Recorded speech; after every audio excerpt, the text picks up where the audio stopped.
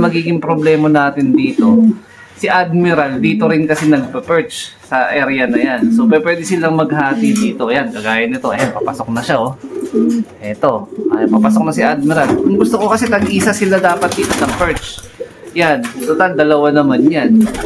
Yan, maglalaban talaga silang dalawa dito. Parehas pa naman cup. Ayaw magbigayan, gusto kasi nila yung mismong dalawang butas, isa lang ang isa lang magiging may-ari.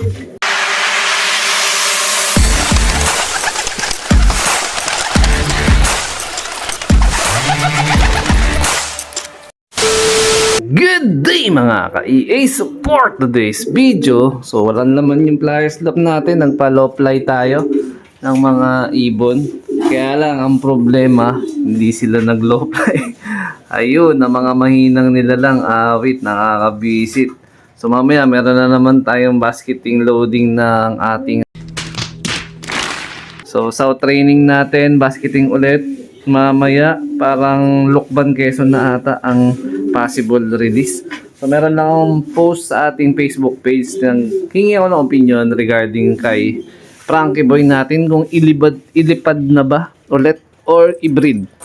Ayan. So ito yung update kay Frankie Boy natin. Ayan, oh. So kunin muna natin. Ibabalik na natin siya ng flyers lock. Pero kilatisin muna natin. Bahagya ang pagbabalik ni Frankie Boy. Ayan, no. Kompleto na yung bagwis niya. So nung kinarga nga natin to ng final lap ng Santa Ana, yan yung tatak niya, oh. Kulang to, tagdalawa. Yan. So pinaka gusto kong karakteristik nito, napakabilis ibalik nung katawan o nung kondisyon, especially droppings nito. Mabilis siyang makarecover. Ayan. So ang bloodline ni Frankie Boy natin is tatay nito is si Franco. Si Franco is nailipad din natin ng North Race, and then kasamaan pala hindi pinalad ng Santa Ana Cagayan, pero apari ng See You Tomorrow. So yun ang magkaibang istorya ng mag-ama. Ayan, so siya nakauwi siya ng Santa Ana pero inabot ng 3 weeks and 2 days. Ayan, tatay niya si Franco, ang bloodline nun stock band rate na nakakross sa Jelema. So meaning wala na yung tatay niya. Yung nanay naman niya, yung Vanderwegen, is wala na sa atin na ipamigay ko na yun. Parang nagpalaro ko last December, nang huhulaan yung last 3 digit which is may nanalo. Hindi ko na maalala kung sino. Yan, comment ka na nandito sa ating content kung nasa sa'yo yung Vanderwegen na nanay niya. So si Frankie Boy is produkto ng motivation nung during nagkakarera tayo dun sa tatay niya. Yung full sibling naman niya is naipamigay ko din sisiw pa lang. Parang 2 days or 3 days old pa lang yung next mate niya is naipamigay na rin natin sa isang solid supporter. So kabuuan, totally wala na sa akin yung next mate niya, wala na yung nanay, wala na rin yung tatay. Pero ang kagandahan is nasa akin yung lola. Ayan. So yung lola is Jelema. Direct po ito galing kay Sir Dennis Palma. Ayan. Ito is may pasok na rin to ng Peter C. Ayan. Peter 2. Kung tawagin. Tama po ba yun? Hindi ko lang matandaan kung anong season. Ayan. So ito yung direktang lola ni Frankie Boy. Ayan. Kung mapansin nyo, pares na pares sila ng kulay. Dito nagmana si Frankie Boy sa Jelema. Ayan. So a few moments later. ayan, may pumasok na tayong isang ibon. So ang comment sabi, ilipad ko. Yung iba naman i-breed na. Pero ako naglalaro or naglalaban sa isip ko na gusto kong ilipad. Pero gusto ko rin i-breed. Pero possible by summer na to. Negative na nating mailaro ng South to. Ayan. So ang target goal natin, ibalik siya ng training ng summer, at pag naging maganda ang lipad ng summer, i-diretso natin ng karera. Pero for the meantime, dahil December to January, baka i-breed ko muna siya ng 2 clutch. Ayan. So yun yung naglalaro sa isipan ko sa ngayon. So eto, dahil ito yung pinaka perch niya naman noon, so dito muna siya mamamalagi. Palilipad pa rin na muna natin ulit itong si Frankie Boy. Tapos hindi ko pa rin tinanggal yung pinaka-sticker niya.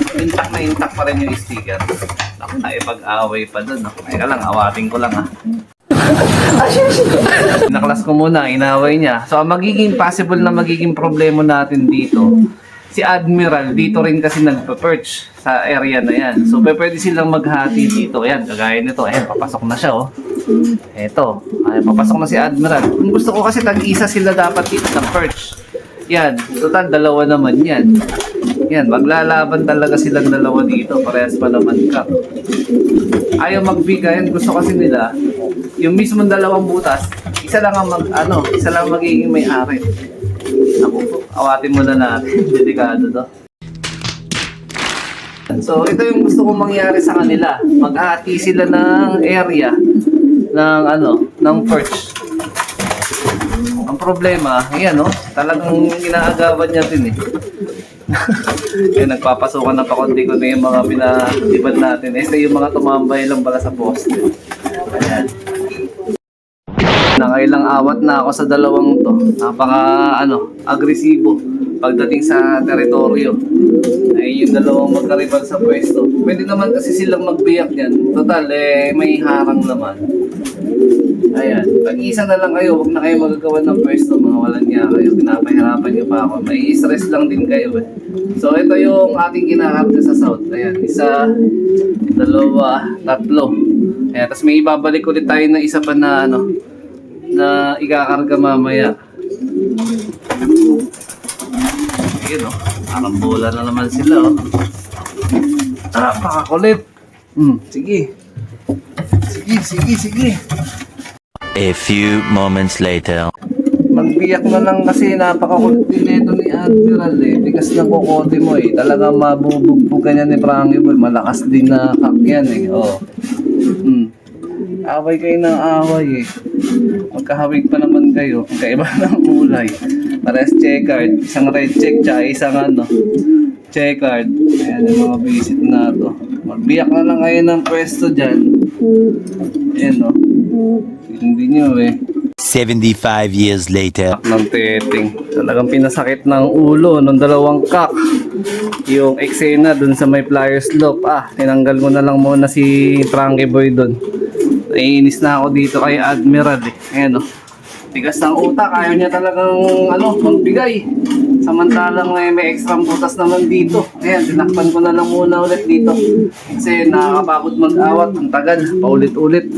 Talagang kinukuha niya pa rin yung perch dun kahit meron naman extra butas dun sa kabilang gilid. Baka sa Merkules ko na lang i-adjust ulit yung perch nila.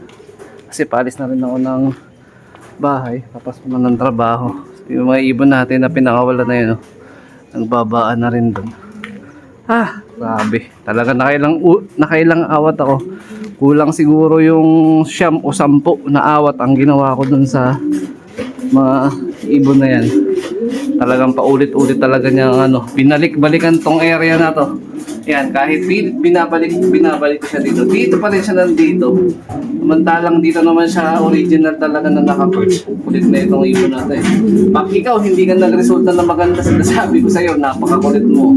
Sige, pagbibigyan kita, ikaw muna magiging bida sa ngayon. Pag ikaw hindi mo ginalingan yari ka talaga sa akin.